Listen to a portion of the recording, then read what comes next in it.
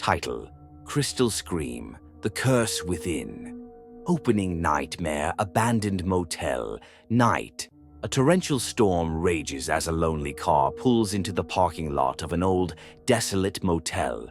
Thunder rumbles and the neon sign flickers erratically.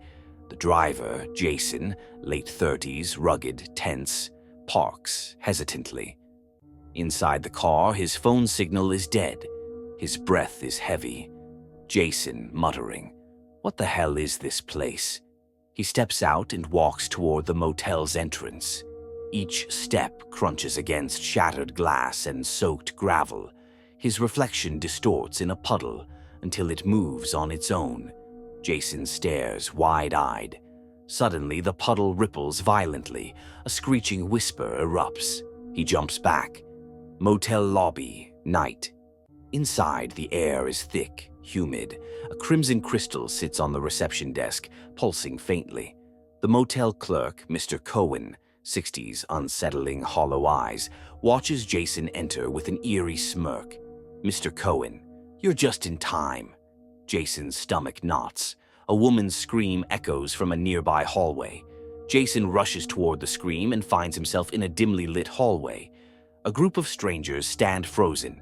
Lisa, 25, skeptical, brave. Marcus, 40s, anxious, sweaty palms. Isabella, 30s, fearful, whispers prayers. Greg, 50s, ex-military, clutching a pocket knife. At the center of the room, a woman lies on the floor, convulsing.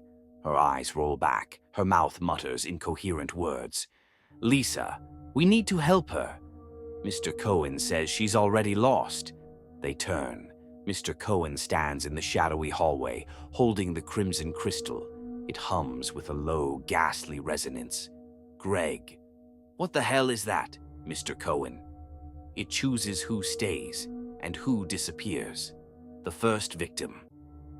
The convulsing woman lets out a final horrific bone-snapping shriek. The lights flicker violently as her body twists and collapses into dust, sucked into the crystal. Marcus. "Oh my God, oh my God!" Lisa rushes at Cohen, trying to knock the crystal from his hands. But as she touches it, her fingers blacken, rot instantly. "Lisa, it's burning me. It's alive!" The crystal pulsates, then shatters into floating shards, each reflecting terrifying visions of the group's worst fears. The nightmare begins. The motel morphs. Hallways stretch, doors vanish, windows turn into solid walls. The exit is gone. Each character sees a different nightmare. Jason sees himself drowning in black water in a mirror. Marcus hears his deceased mother's voice whispering from inside his own head. Isabella watches hands crawl out of the ceiling, reaching for her. Greg sees his own corpse standing behind him, whispering secrets. Escape attempt. Jason grabs a chair and smashes it against a window. But instead of breaking, the window reflects a twisted, grinning version of himself. Twisted Jason. You don't escape. You become part of it. A spider-like shadow crawls across the ceiling and drops onto Marcus, dragging him into a void.